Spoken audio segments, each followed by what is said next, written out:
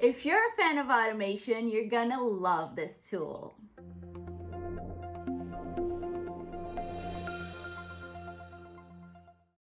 Hey everyone, my name is Sylvia and welcome to my channel. In today's video, we're going to be talking all about one of the social media tools that I've been using lately, which is MeetEdgar. If you haven't heard of MeetEdgar before, the way I think I would describe it to someone would be, it's the playground for any social media manager out there that loves automation tools. So yeah, that's a little brief about it, but if you want to hear what I love most about it, keep watching this video. I wanted to preface this video with a little story time of how I actually found out about MeetEdgar for the first time and how I actually didn't like it the first time that I heard about it, which is interesting because then I learned to love it. Actually, I was scrolling through LinkedIn and I think it was Sarah, one of my current clients. She was raving all about MeetEdgar. She was talking all about the automation possibilities. And honestly, I was a little iffy about it to begin with because I was worried people were going to use it wrong and you would lose that personal element of social media and it would all become a huge automated mess. But then I tried it out for myself and I eventually learned that if used correctly, it can actually save you time as the business owner or as the social media manager, that you can then invest that time into engaging with your audience, and you can actually make social media much more personable than you would if you were just posting manually all the time and not engaging properly. Now, there are two main features that I really like about MeetEdgar. The first one being the queue system. Now, I know other social media platforms do offer a queue-like system. With MeetEdgar, you can actually schedule posts to a certain date and time if you'd like, but the bulk of it works in a queue system. And if you're not familiar with it, like I said, many other social media management tools do have it. But basically, once you create a post or once you get a post approved by your client, you can add that to your library. You don't have to set a date and time for it. And then you set a schedule. So you say, I want to post every Monday at 10 a.m. So next Monday at 10 a.m., that tool will go into your queue, pick out the first item or the first post in the list, and it will post it out for yourself.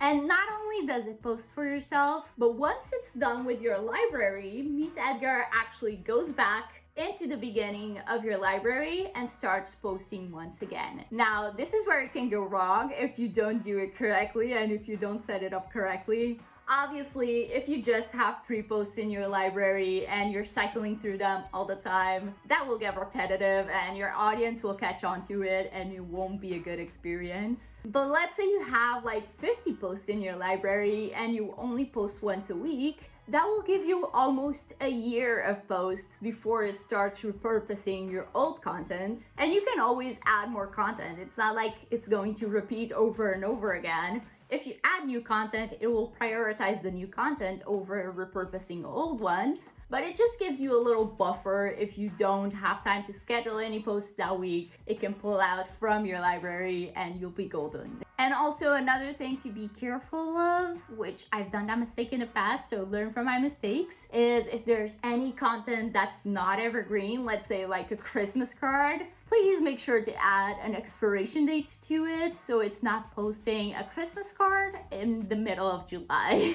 Alright, so that was feature number 1 that I enjoy about MeetEdgar. Now, feature number 2 is actually their RSS feed capabilities. Now, this is especially good, in my opinion, if you're managing Twitter for yourself or someone else. Because, and you probably know this, but Twitter does move fast, so you need a lot more content in order to stay relevant and stay top of mind than you would with something like Instagram. So it's really good to have that extra boost of help in your Twitter feed that you can get from RSS feeds. Now, what I like to do is, for example, for myself, I have RSS feeds for Later, for Trello, for HubSpot, and all of those trusted sources that I would naturally share with my audience but the RSS feeds in MeetEdgar, what it does is every 24 hours, it goes into those websites. It pulls any new blog posts into my MeetEdgar library, and then I can do one of two things. I can have it automatically go out to my social media platforms without me having to do anything. But what I prefer to do is have it go into my pending library,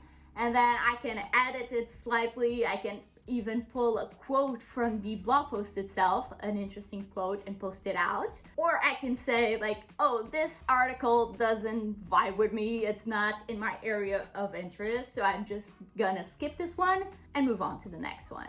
Now, as you can imagine, that's the easiest way to fill out your content library in just a few minutes. Now, obviously, you still want to create your own posts and add those to your library, so it's not just curated content, but it gives you that extra boost in case that you need it. Now, onto the downside of MeetEdgar, in my opinion, that would have to be Instagram. If you know me, you know I love Instagram. That's my main platform that I post on and the main platform that I create content for my clients. And it's a little bit disappointing that with MeetEdgar, you can't necessarily, it's not that easy. Obviously, you can post to Instagram and you can schedule posts to Instagram, but you have to, at the moment, you have to manually post them throughout their app. And I know this is an issue with Instagram because many other platforms don't have access to their API. And I know MeetEdgar is working towards that, so